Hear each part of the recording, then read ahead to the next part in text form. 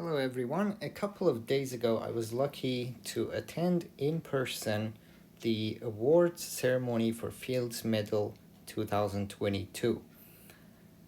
It was an experience of a lifetime, and there were many personal sides to it, attending it in person.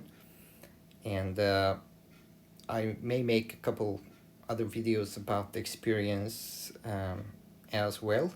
So I'm doing these just to add a first-hand witness side to the story. Otherwise, you can find articles online about them, their work.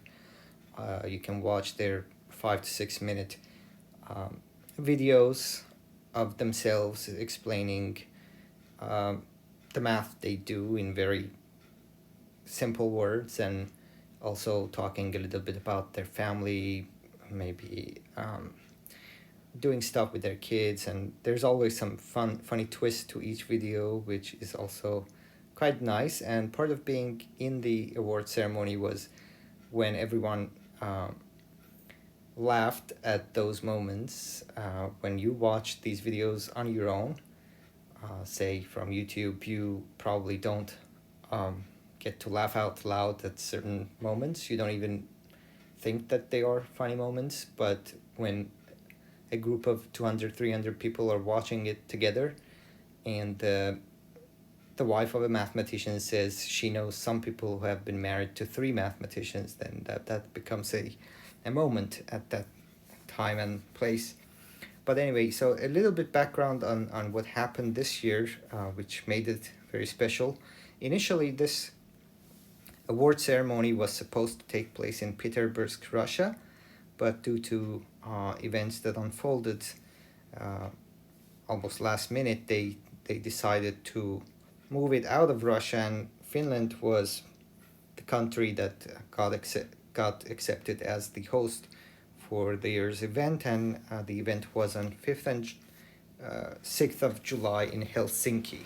So this event happens every 4 years, and the award ceremony is on the first day of the meetings of International Congress of Mathematicians, and International Mathematics Union is doing all this job and just making decisions on who wins the awards, and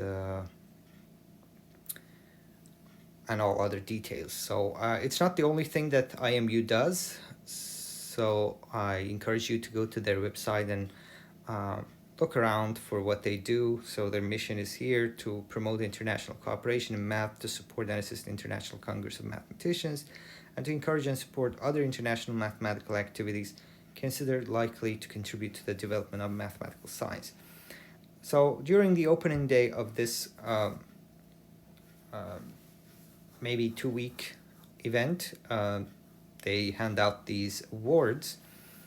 So the Fields medalists for this year are Hugo Dominil-Kopin, June Ha, James Maynard, and Marina Vyazovsky, the last of them being the second woman to ever win the Fields Medal. And there were some other also prestigious awards. These last ones do not have the requirement of being under the age of 40. And for example, Elliot Leib was 89 years old, and he said he's planning and he's still working on research every day, hoping for code, just another big idea to hit him. Okay, so I want to go to one of the presentation videos of one of the winners, Hugo Dominil-Kopin. There you can see another video of him. And these are amazing videos. I encourage all of you to watch on your own. There were some moments from these presentations that stood out to me, and I want to play a very short clip of this presentation and then maybe talk about it. I'm currently a professor at the University of Geneva. For me, math is really something that I share with people. When learning mathematics, we are told not to make mistakes, but that doesn't match my experience as a mathematician. I cannot tell you the number of wrong arguments I describe to my collaborators, but often they just bounce on it and realize that this is saying something else. They say, no, your thing is wrong, but look, if you modify it, then it's saying something interesting. Making mistakes is just an important component of the creative process, and you have to teach younger people how to accept that. Amazing, just amazing. So this is an amazing commentary from him. The problem of math being the ultimate truth, and there being no room for errors and mistakes. Well, the type of math we see often until maybe second, third, or even until to the end of our bachelor's studies is the math that has been polished and that is written in stone. It's been repeated countless times over the past 200, 300 years, and there is no way for anything about it to go wrong, like calculus, like simple algebra, and whatnot. And unfortunately, the way we also teach mathematics is, here's a question, there's only one answer, either you get it or you're completely wrong, and that is really discouraging to young people, and one of the reasons math gets the formidable reputation that it has in popular culture. I can go on and add a little bit of personal twist to it, but why not move to similar? Actually, there's a real life example from the next person that won the Fields Medal this year, who was sitting literally next to Hugo, and his story and his background is a testimony to the exact thing that Hugo was talking about. So here's an article from Quanta magazine that I came across accidentally.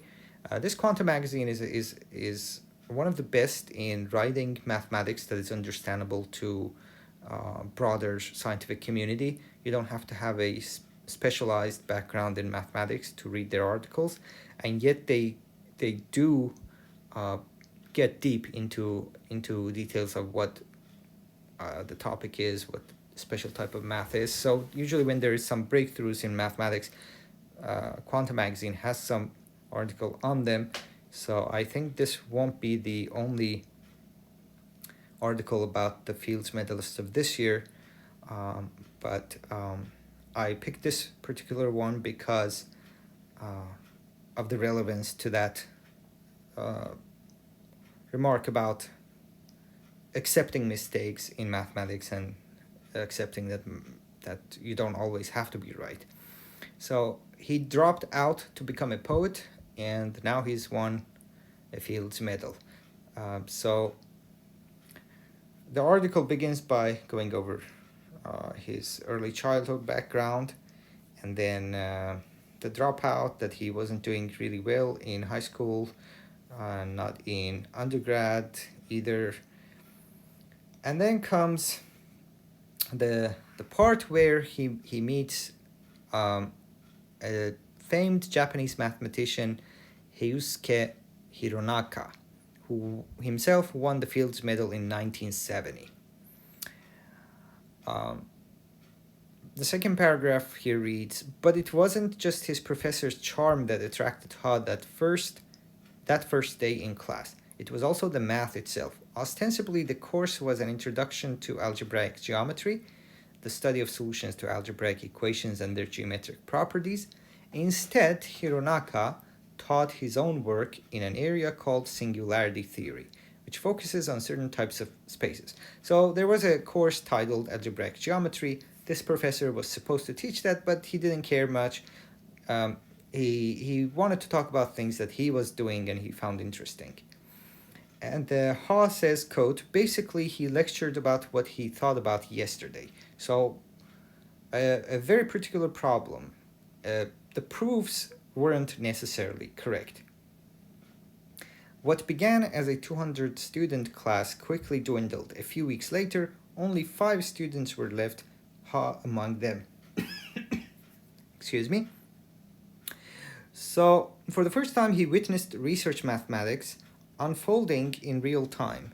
Hironaka's lectures weren't polished as in other undergraduate courses, where everything was streamlined, the answers really already worked out. Ha loved the suspense of it, the act of trying to do something no one really knew how to do, and the freedom that came with not knowing, the surprises that became possible. The typical material taught in college has been refined over the course of centuries, he said. That's very different from observing this raw mathematics in front of your eyes. And what an example, what a testimony to what Hugo was saying, that we have to teach young people to accept making mistakes. And I just have no words better than these here, and that truly captures the reality of it. And maybe the last thing I can say is, imagine how many more Jun Ha's we would have had more professors been approaching math the way his professor was doing, and just having a better educational system in mathematics. It's just too old-fashioned, and I think it's counterproductive. It kills creativity, it kills curiosity in many people in mathematics, or who are exposed to mathematics, I mean, and many people would otherwise probably just fall in love with the field had it not been for the way math was introduced to them. Yeah, this was just one sentence from one of those videos, and those videos are full of other pieces of wisdom here and there. So I really encourage you to watch them, and to watch them maybe multiple times, and think about what these people say and what their view of their job, their profession really is. So until next video, have a great one, and stay safe.